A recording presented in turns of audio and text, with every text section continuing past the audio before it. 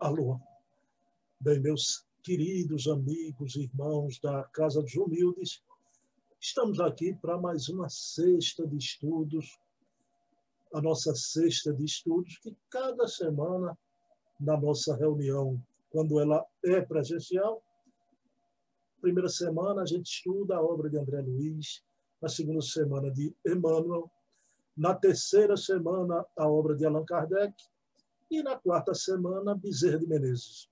Quando o mês tem 5 semanas, a gente estuda a obra de Herculano Pires. Mas, meus queridos irmãos, até outubro, o fim de outubro, a gente ainda vai tratar de outros temas doutrinários, conteúdos que a gente fez no passado e aproveitando o canal novo da Casa dos Humildes, a gente está trazendo esses novos conteúdos para que fiquem eternizados. E em novembro em diante, vamos voltar à nossa pauta das obras, estudando obras de André Luiz, de Emmanuel. Agora, na noite de hoje, e isso fazíamos sempre em nossas reuniões presenciais, porque, vejam bem, a gente estudava muita coisa nas nossas reuniões. Né? Então, diante do acúmulo, vez ou outra a gente dava uma parada para conversar sobre vários pontos que a gente vinha estudando. Né? E a proposta da noite de hoje aqui, porque a gente tem no domingo a reunião pública do Evangelho, na terça o Livro dos Espíritos, na sexta a gente está mantendo os moldes de como era a nossa reunião presencial, sendo que lá era 1h30 e com o microfone na plateia. Né? Aqui não tem o microfone, tem um chat, e a gente vai... não é 1h30, é 1 hora, né? Mas dá perfeitamente para a gente tratar dos assuntos. Do que se trata, não é? É porque pessoal que não estava feito as nossas reuniões de estudo, então, muito conteúdo novo para muita gente que entra pelo Zap. Bruno, eu não sabia disso, essas pesquisas eu não sabia nada, né? E, a par de tudo isso, tem também as entrevistas com grandes nomes do espiritismo, né? Tanto aqui da terrinha de Pernambuco, a gente já entrevistou, né? Amaro Carvalho, Fernando Veloso, o querido Silvio Mariano, o Carlos Cardoso dos Anjos, aqui de Pernambuco, e também o querido Charles Kemp, presidente da Federação Espírita Francesa, o pesquisador Paulo Henrique de Figueiredo, o escritor Wilson Garcia e também a querida Heloísa Pires, filha do grande Herculano. E amanhã já vamos ter outra entrevista com o querido Jaime Ribeiro, o grande estudioso do impacto digital nas relações humanas. Não é? E por aí vai. Então, o que a gente já marcou por aí de grandes entrevistas, mas o que acontece? As pessoas não estão muito acostumadas, isso é sempre no espiritismo, né? Uma dialética. E, às vezes, o que houve na entrevista vem outro estudioso e parece apontar para uma visão diferente, ou realmente é uma visão diferente. Né? Isso se chama dialética. Não é? Então, quando os contrários se tocam, contrários no sentido de visão diferente. Não é?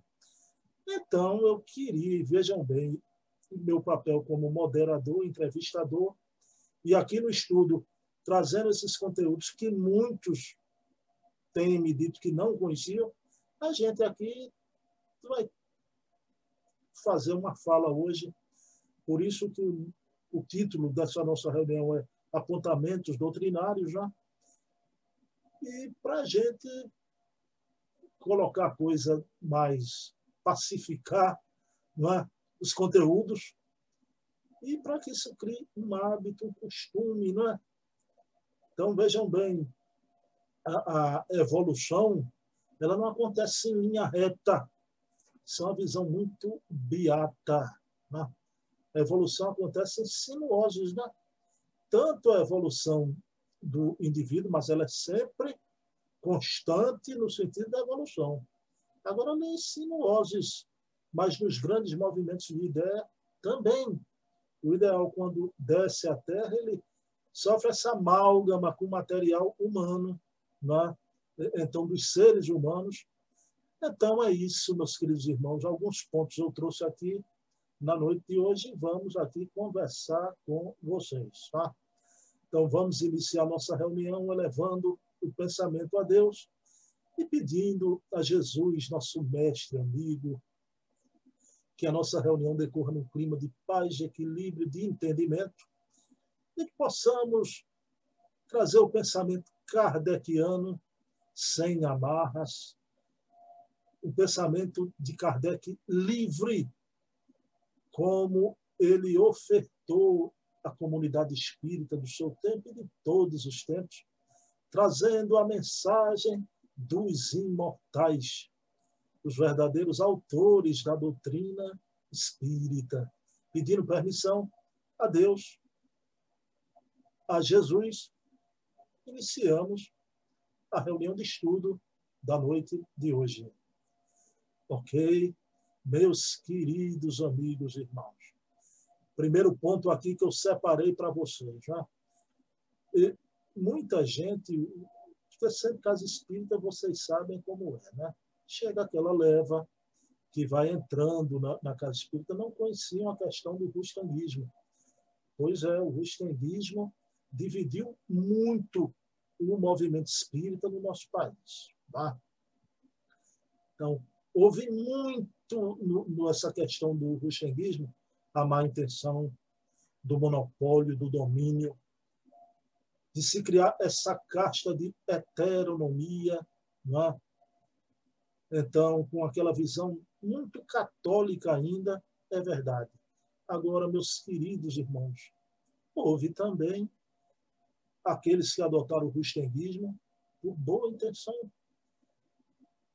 Porque quando se vive no bojo do momento histórico, na contemporaneidade dessas grandes movimentações de ideias, já acontece isso.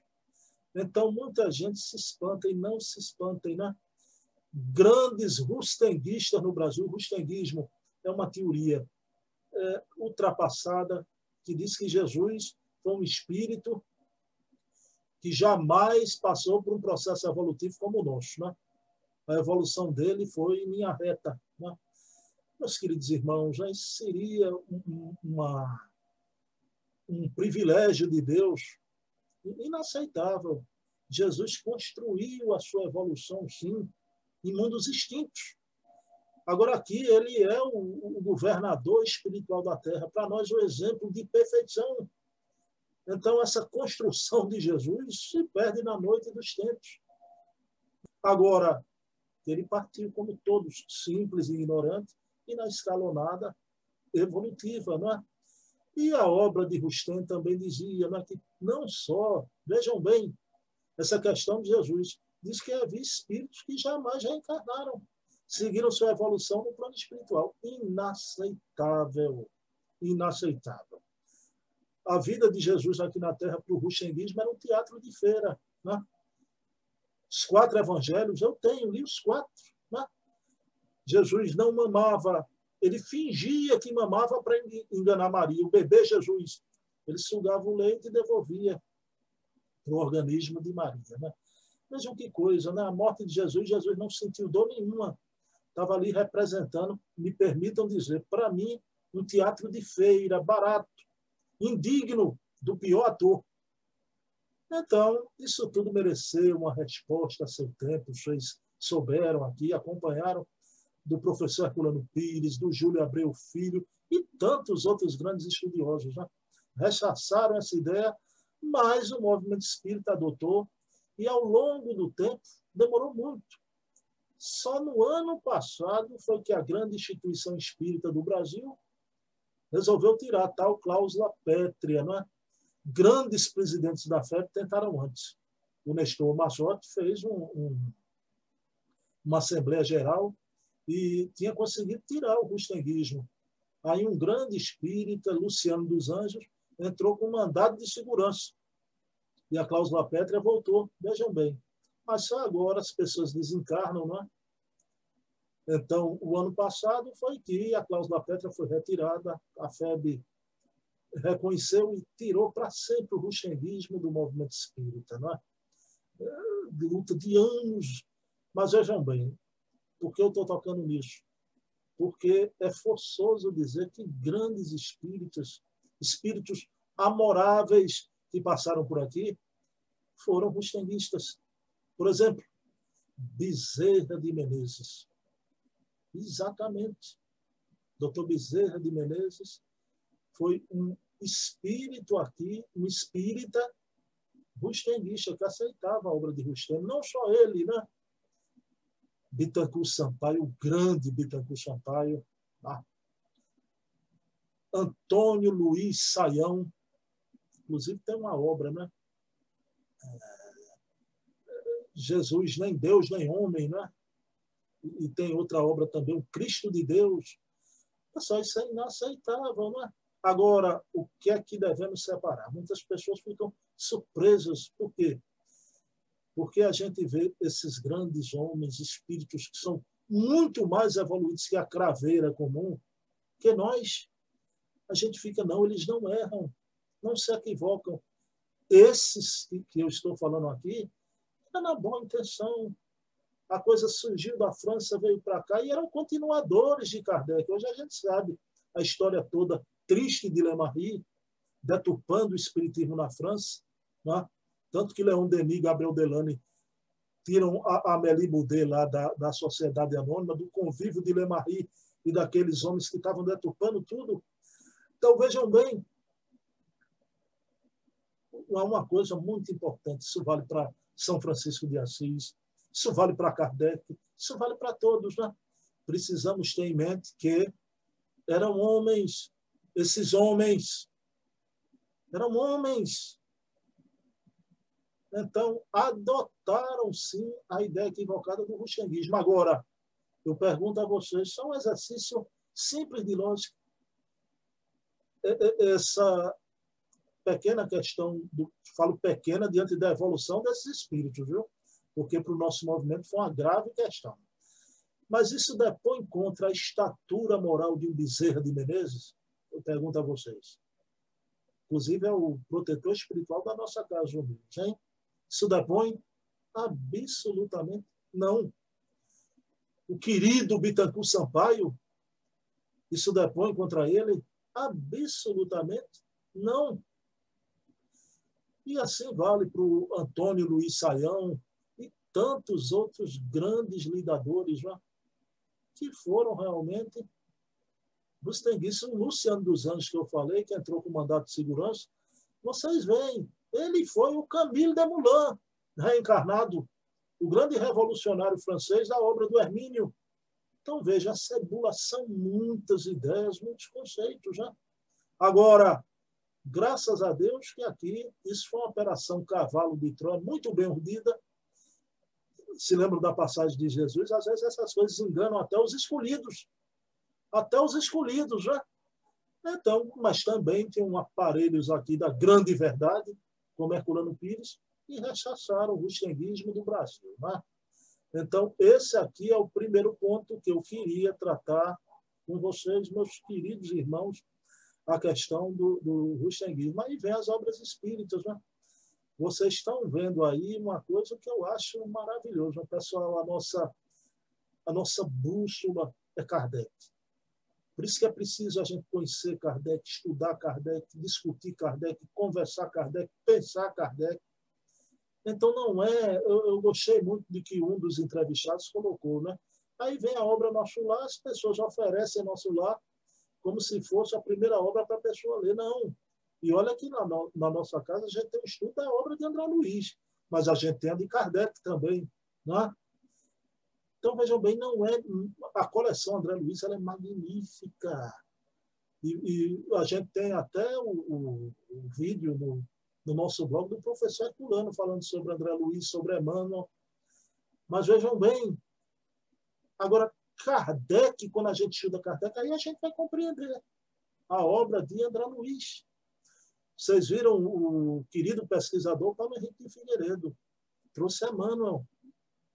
Aliás, e justiça seja feita, né? A gente está falando desses grandes rustenguistas, Bezerra, Bittencourt, Saião, o Chico Xavier não foi rustenguista. A gente vê pelas cartas. Quando o Chico combateu desde sempre com o doutor Canuto de Abreu, lá eles estudando as cartas de Kardec, né?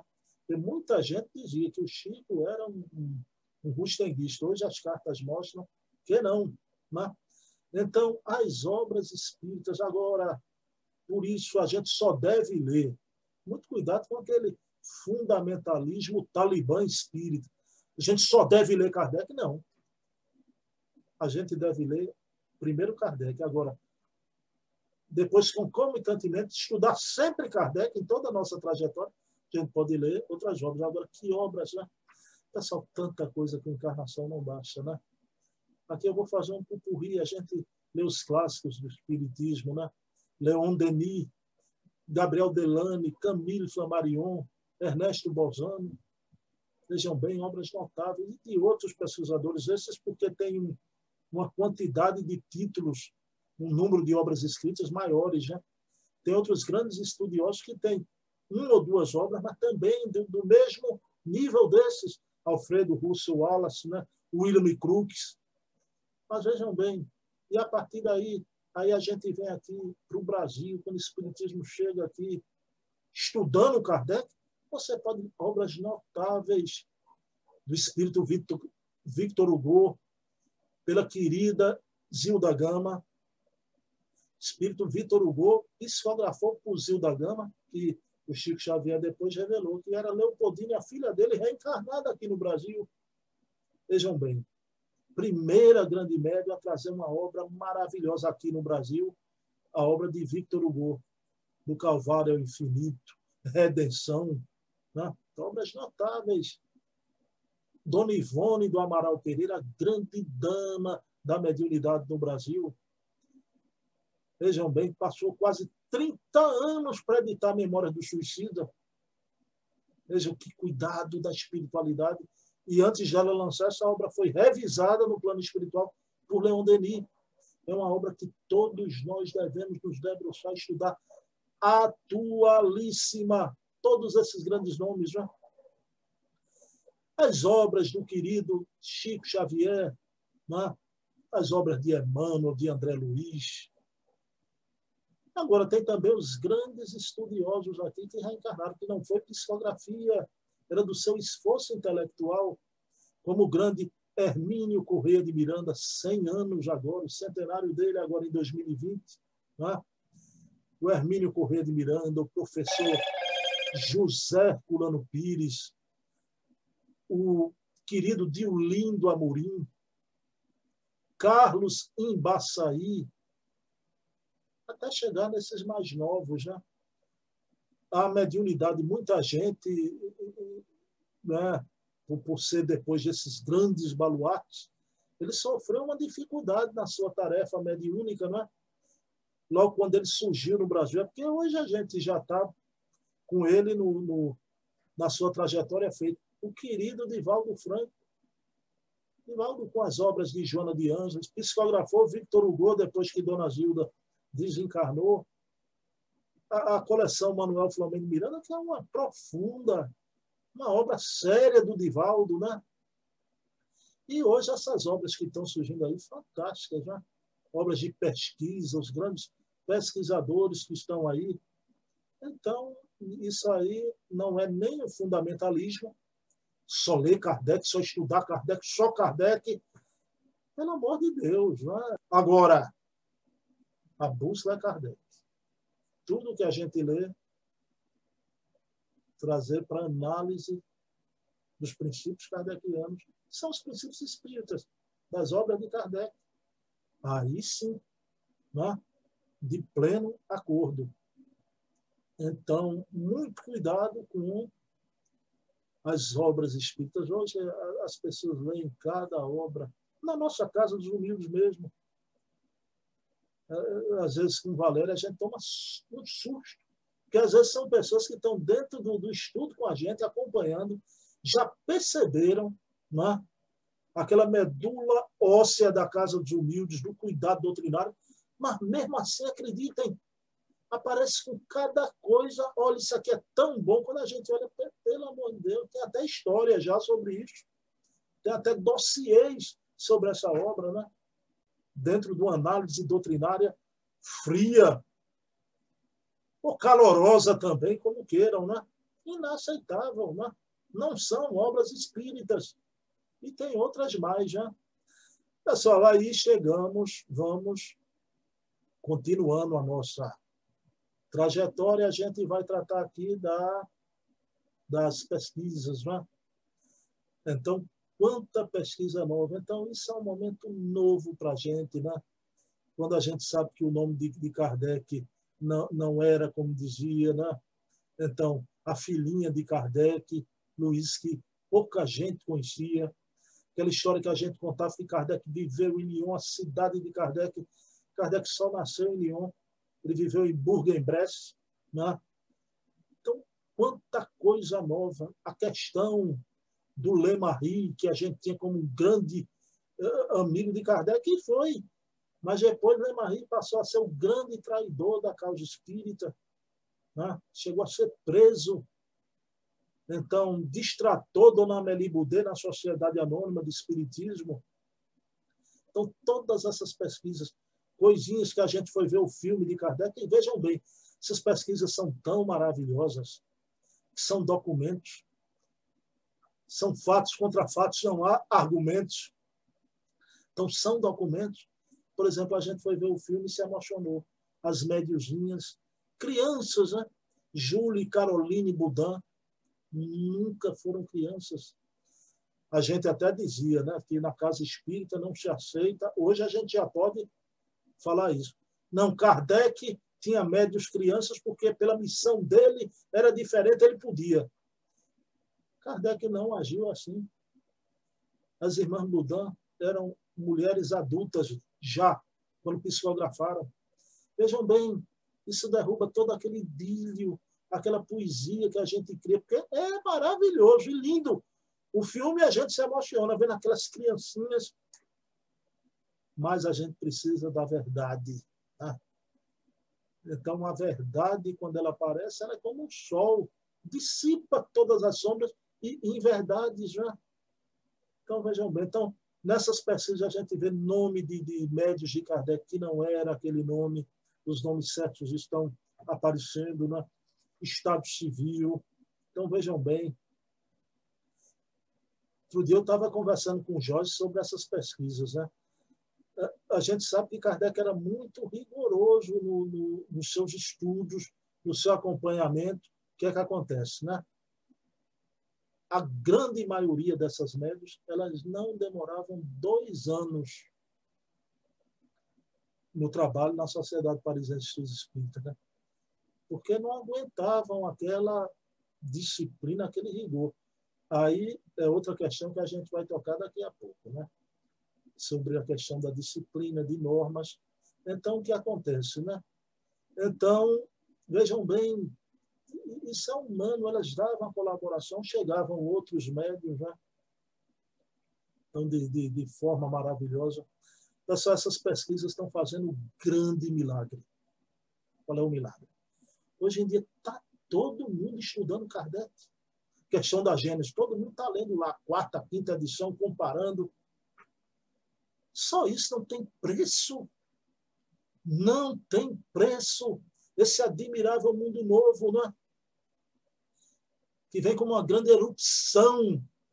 Por isso que é um momento, para mim, eu disse lá com o Gil Garcia, eu disse até que na minha trajetóriazinha curta, o meu melhor momento no Espiritismo é isso que eu estou vivendo, né?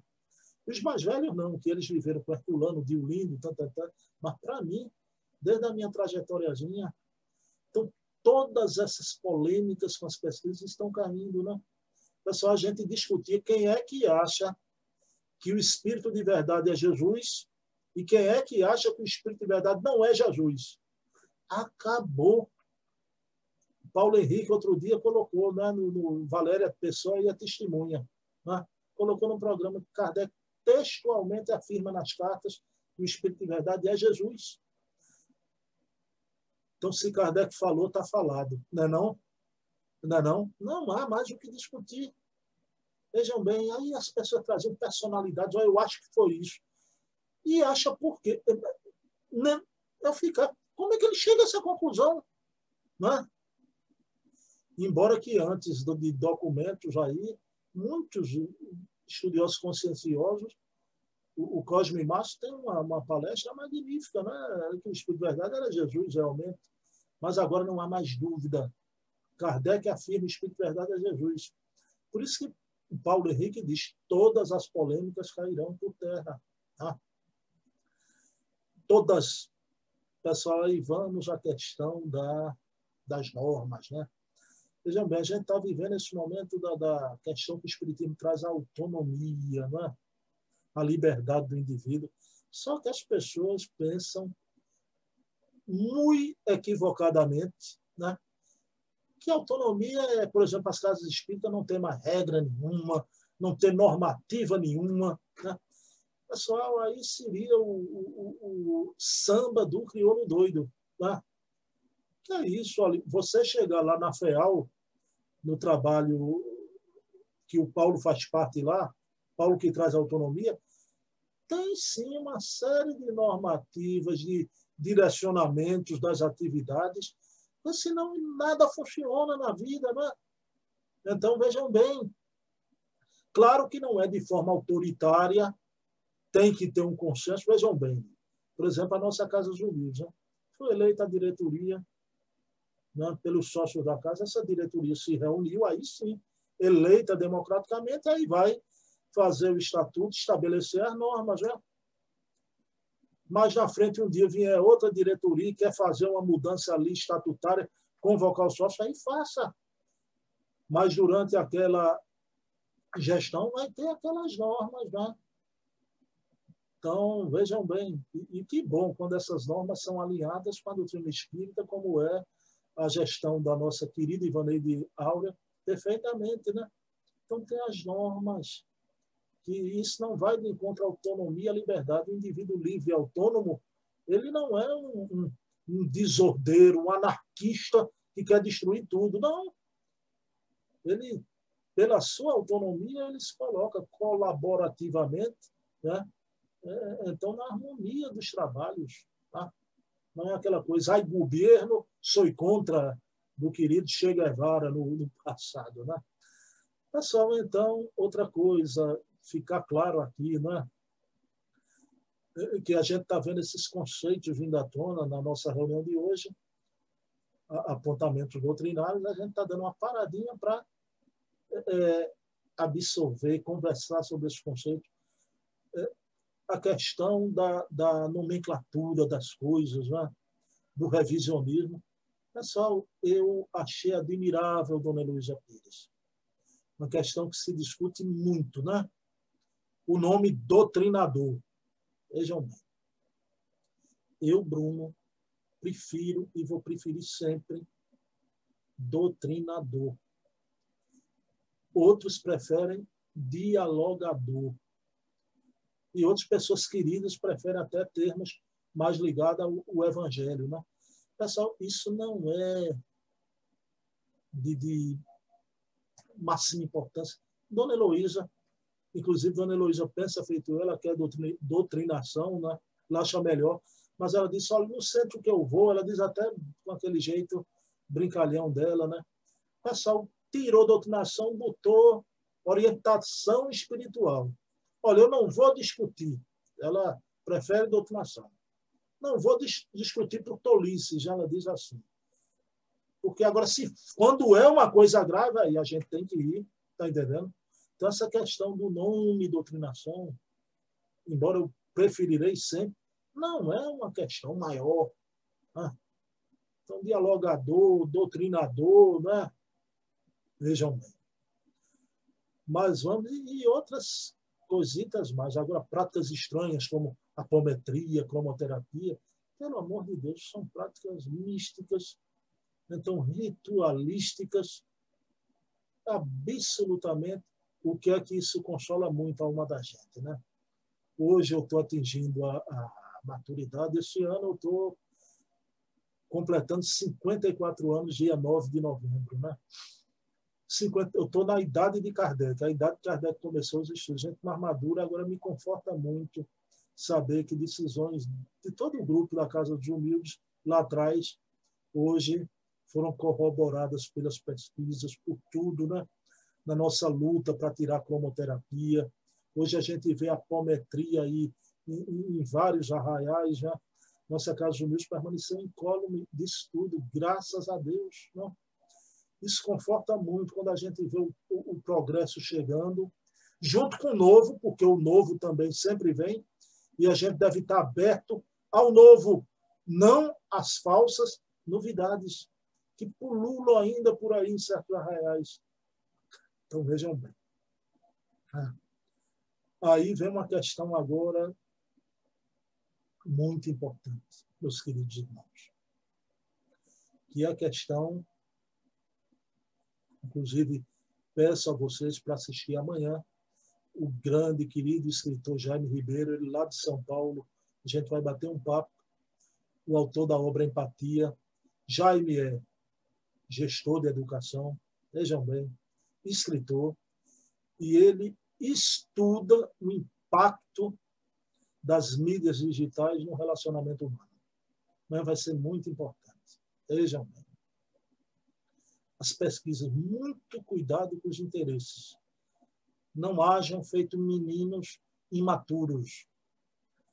Recentemente saiu aí, tá, uma coqueluche, uma febre, o filme da Netflix, O Dilema das Redes, né? O Social Dilema. Eu assisti todo, né? Como tantos outros filmes vieram com impactos, né? Pessoal, no passado vivemos a Revolução Francesa, com a queda da monarquia. Aquilo trouxe muitos prejuízos, mas foi inevitável. O progresso e o novo sempre vem. Depois, a Revolução Industrial. Vejam bem. Então, os homens saíram do campo para as cidades. Então, trouxeram problemas imensos para as grandes metrópoles. A Revolução Industrial trouxe muita coisa ruim.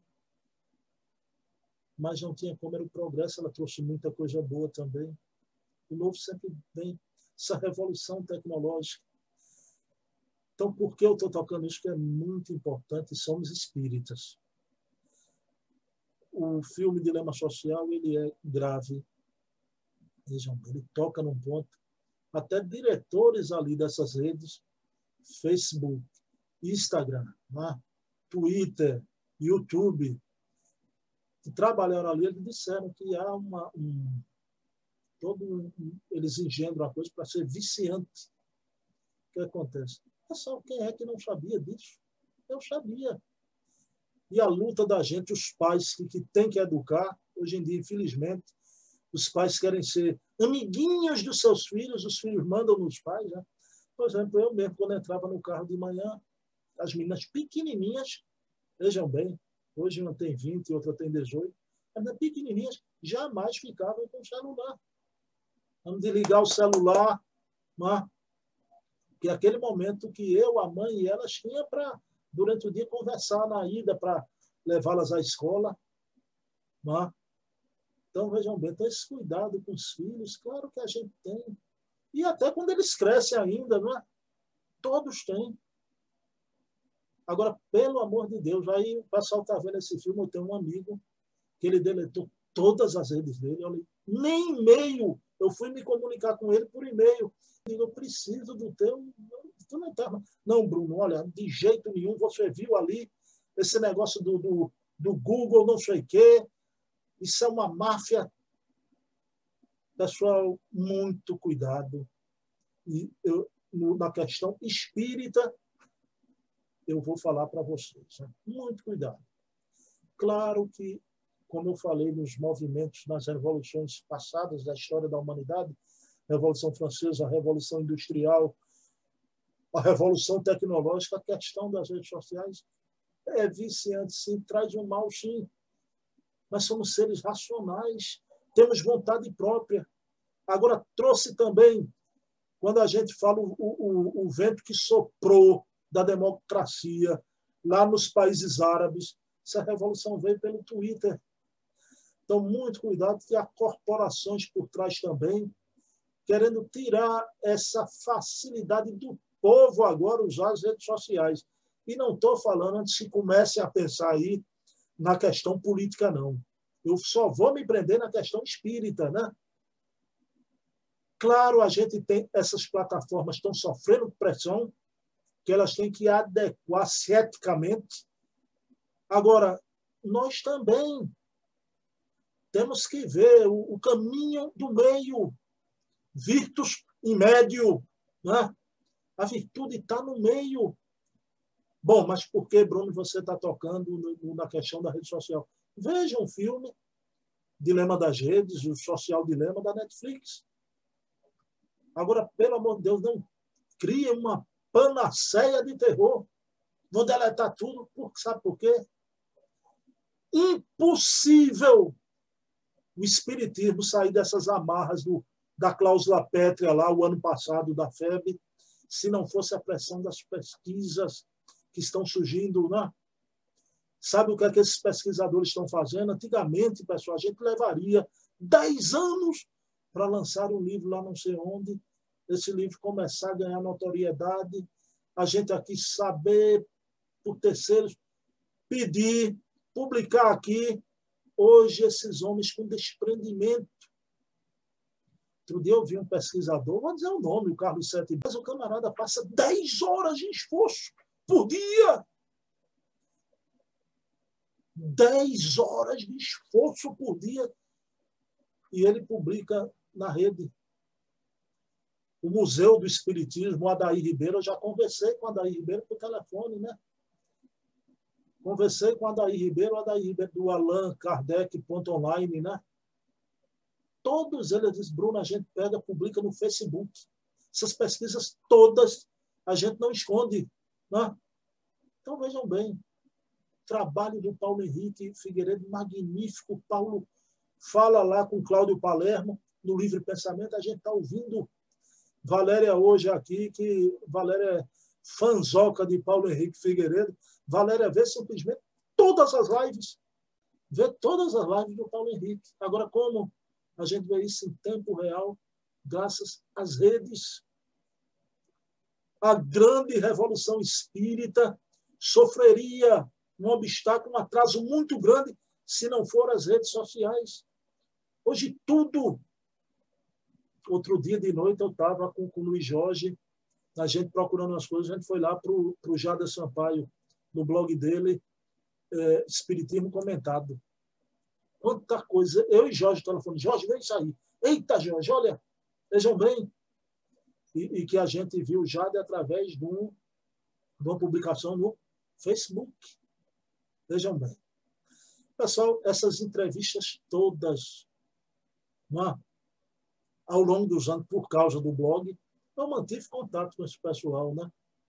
O pessoal entrava, Bruno, o blog está muito bom, eu pedi um depoimento para o blog, né? Porque isso é importante, a opinião deles ia gerar, né? Ia dar um crédito. O que acontece ao longo do tempo? Então, pessoal, todos eles, Charles Kemp, de vez em quando eu via Charles Kemp curtindo alguma coisa do blog, aí eu tive a coragem, fui no Facebook e perguntei, Charles Kemp, é possível a gente fazer uma entrevista? Ele, claro, Bruno. Vejam bem. O Paulo Henrique, eu contei com ele na entrevista, eu entrei em contato no passado com a mãe dele. Minhas filhas faziam balé, ela comentava, ela me indicou o Paulo, no livro dele mesma. Fiz contato. Agora entrei em contato, Paulo, vamos fazer a entrevista. Todos eles. Heloísa Pires também. Já foi através da amiga da Fé Leal, através da rede também social. Érica, tu me passa o contato, o zap de dona Heloísa? Passou. Semana passada eu fui falar, vejam bem o que a gente vai ter em janeiro. Isso eu vou revelar. Os mais próximos eu não vou revelar. Tá? Um grande homem da ciência espírita no Brasil, o doutor Nubo Orlando Facuri, pediu entrevista. Aí vejam que homem notável. Ele disse, Bruno, eu estou gostando muito, eu tenho visto suas entrevistas, mas no momento eu não tenho os meios. Aí ele disse que estava sem câmera ainda, que ninguém... Eu não fiz entrevista nenhuma, Bruno. Vocês acreditam? Tanta, sou eu que estou falando, eu assumo a responsabilidade. Tanta nulidade gravando live diariamente por aí, saltando na rede aí no Brasil inteiro. Ninguém convida um homem como o doutor Nilbo Orlando Facuri para dar uma entrevista. Aí vejo que ele diz, vamos fazer o seguinte, Bruno, em janeiro, volte a carga.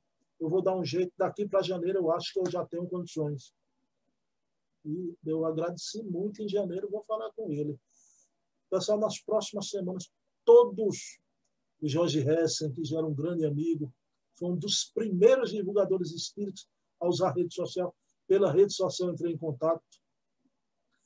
Vou entrevistar muito em breve outra filha de um grande espírita. Vocês vão... Né? Vou entrevistar outro grande nome do espiritismo. Tudo esses contatos eu vou atrás pela rede social. Então, vejam bem, eu falei a nível global, que é o mais importante. A revolução espírita está vindo pelas redes sociais, desses grandes trabalhos de pesquisa, todos eles, e com um ou outro tendo uma visão diferente, não importa. Simone Privato, que usa muito o YouTube, né? Simone Privato, Paulo Henrique, Charles Kemp, o Adair, o Carlos Chet, todos eles colocando o seu trabalho, disponibilizando. Rapaz, os caras estudam horas. O caso de Adair, eu vou dizer aqui, dinheiro do bolso, foi lá, comprou os documentos de Lemaria, a livraria lá, né? Então disponibiliza para a gente. Vejam bem, em rede social. Aí você vê espírita, não, eu vou sair de tudo que é rede, porque eu vi um filmezinho que, em parte, tem razão, a gente não tira a razão. Agora que saibam que ali também tem interesses maiores, a gente sabe como é. Essas grandes corporações, a guerra intestina lá, as competições. Vejam bem. Então, querem tirar essa ferramenta que o povo hoje tem acesso de dar sua opinião. E a grande questão dos fake news. Eu vou dizer uma coisa a vocês. Os fake news, quando chegam para mim, eu sei que é fake news. Né? Então, eu não sou nenhum otetonte africano. Agora, claro, digamos, tem tiozão aí de zap que pega as coisas e aceita. Também tem. Mas a bitola é outra. O cuidado que a gente tem que ter é outro. Não censura. Como, infelizmente, né, o nosso Supremo fez até com revistas aqui no Brasil, a Cruzoé. O caminho não é esse, jamais. Né? Censura, jamais. Agora, o bom senso, sim. O caminho do meio, sim. Com os nossos filhos, vamos chegar junto. Tem que ficar feito um autômato, um zumbi o dia todo lá, vai comer com o celular, mas não pode, né? Agora, que é isso? Você não reconheceu o trabalho das redes sociais. Né? Então, nessa livre manifestação das pessoas, e eu estou falando aqui de espiritismo. Ai do espiritismo, esse momento novo que a gente está vendo a história do espiritismo sendo reescrita se não fosse rede social. Pelo amor de Deus. Pelo amor de Deus. Né? Pessoal, aí vocês me perguntam, Bruno, tem algo que você não vai querer tocar? Tem. Só não vou querer... Vejam bem, todo mundo não tem seus limites, eu tenho os meus. Bruno, diga um assunto aí dessas polêmicas que você não vai querer tratar. Que muita gente tem tratado, eu não trato. Ninguém... Eu podia não tocar nisso aqui, mas eu quero... É um momento de amenidade, para aguçar a curiosidade. Bruno, Chico Xavier, afinal, é a reencarnação de Kardec? Sim ou não?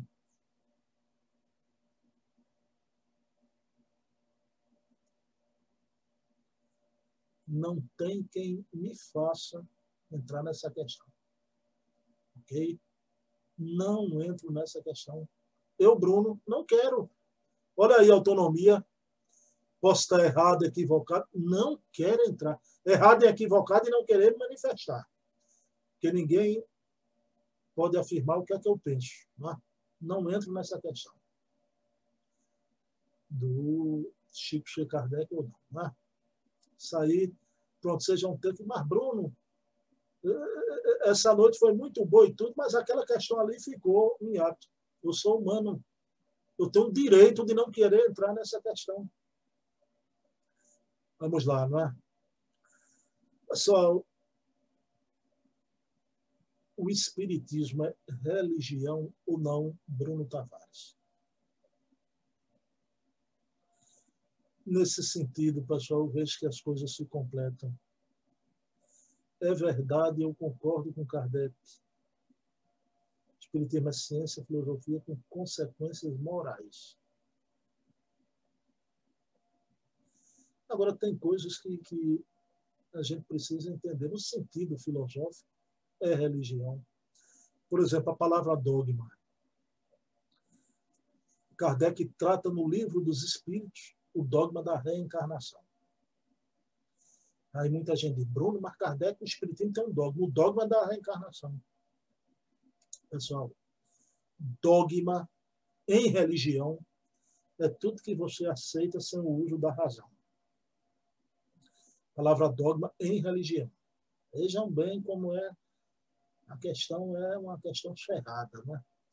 Só que a mesma palavra dogma em filosofia significa universal. Quando Kardec disse muito bem dito, palmas para Kardec, o dogma da reencarnação, ele não estava falando no sentido religioso, ele estava falando no sentido filosófico. A reencarnação é um dogma universal. É a lei universal da reencarnação. Não no sentido religioso. Então, espiritismo, Bruno, não foge, Bruno, é religião ou não. Espiritismo é ciência, filosofia de consequências morais. É religião no sentido filosófico. Digamos, espiritismo não tem hierarquias absolutas, né? A gente tem aquela hierarquia do contexto, né? Das instituições, como eu falei, da vida democrática dos povos, das instituições. Isso no espiritismo está aqui tão mínimo, mas a hierarquia absoluta, tá? Por direito espiritual, ascendência, não. Espiritismo não tem liturgia, simbolismo. Então, vejam bem. Espiritismo não tem paramentos. Não tem. Nesse sentido, jamais é religião. Agora, no sentido filosófico, do religar e religar a criatura ao Criador, foi nesse sentido que o Emmanuel falou. Agora, que é verdade que existe uma visão canhestra, religiosista aqui no Brasil, houve e há. Tem espíritos que falam feito beatos, né? Lamúria. Estão sempre genuflexos, porque querem que os outros fiquem genuflexos, mas não a Deus, a si próprio. Então, isso não. Kardec não era um religioso desse jaez. Kardec era no sentido filosófico. Né? Então, vejam bem, a gente hoje vê nas cartas como Kardec orava. Né? Kardec orava muito e orava bem. Só que as orações de Kardec são modelos de orações. Né? Então, concernente com esse verdadeiro religar, não com pieguismo, né? De forma alguma. Então, de jeito nenhum, o espiritismo é religião no sentido tradicional da palavra, mas é no sentido filosófico. Então, às vezes, as pessoas estão falando a mesma coisa e parecem ali tem um contraditório estabelecido. Né? Não. Aí mais alguém ainda pergunta, Bruno, se fosse para você escolher Kardec ou Jesus? Meus queridos irmãos, isso é um sofisma, uma questão sofismática. Ela não é real. Aparentemente, para alguns, ela pode se apresentar. Para mim, ela é incabível. Incabível. Inadmissível, né? Kardec ou Jesus. Por isso que o nosso plano de fundo hoje está ali, os dois já, Kardec e Jesus. Quem vê aquela mensagem de Humberto de Campos, Napoleão e Kardec, né? Quando Jesus chega com Jean Rouch e Napoleão cai de joelhos ante os dois. Ante os dois. Essa questão é inadmissível. Mas como eu já refuguei a questão do Chico e Kardec, né? Não comento sobre isso, não vou refugar essa. Essa questão é sofismática, ela não se apresenta, ela é incabível. Pessoal, mas no esforço da imaginação, numa especulação imaginativa, se essa questão fosse real e eu não tivesse escolha, se eu tivesse de escolher entre Kardec e Jesus, eu, Bruno, ficaria com Jesus. Se eu tivesse que escolher entre Kardec e Jesus, eu ficaria com Jesus. Mas, graças a Deus, eu não preciso escolher. Então, pessoal, vamos agradecer a Deus esse momento novo, esse momento maravilhoso, magnífico que estamos vivendo, né? Espiritismo sendo reescrito. Os homens que tínhamos como mitos, todos eles, Bassanufo, Bezerra, Chico, foram homens, claro, espíritos mais amadurecidos, mais velhos, com mais conquistas espirituais que nós, mas eram homens, aqueles homens, e precisamos vê-los assim, porque a obra fica muito mais valorizada, né? Para mim, eles se engrandecem muito mais. Eu vou discutir uma questão pontual de um contexto da época, ante tudo que esses homens realizaram. Agora que houveram aqueles que, de forma mal intencionada, esses sim, valeram também o bom combate de outros grandiosos que não deixaram que eles sequestrassem a verdade, e haverá sempre.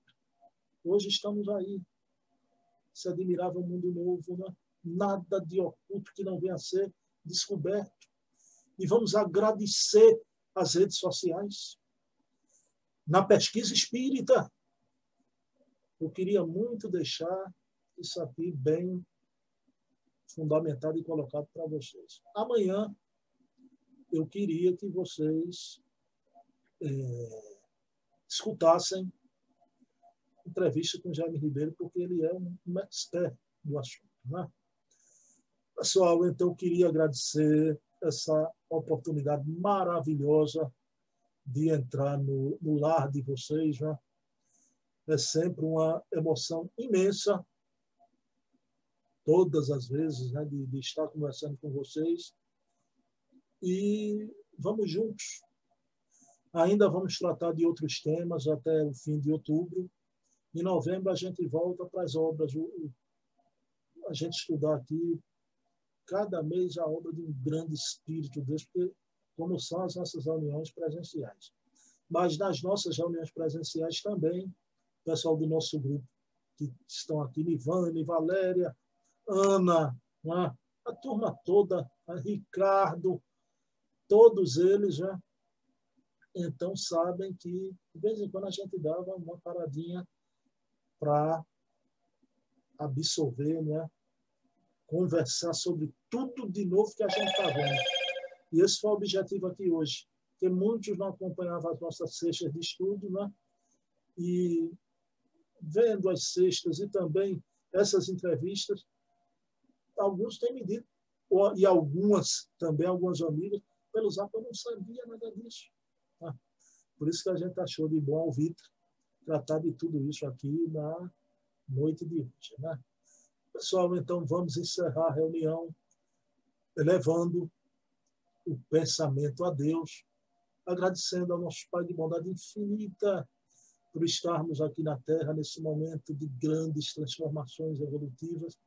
Possamos hoje, nesse movimento espírita que estamos inseridos, honrar os compromissos espirituais que assumimos ao reencarnar e trabalhar por essa doutrina que é de Kardec e é de Jesus. Viva Kardec, viva Jesus em nossos corações. Meus queridos irmãos, vou encerrar como eu sempre encerro. Paz e bem, que Jesus amanheça em nossos corações. Um beijo na alma de todos vocês. Amanhã assistam, por favor, Jaime Ribeiro no nosso canal, ok? Muita paz para todos.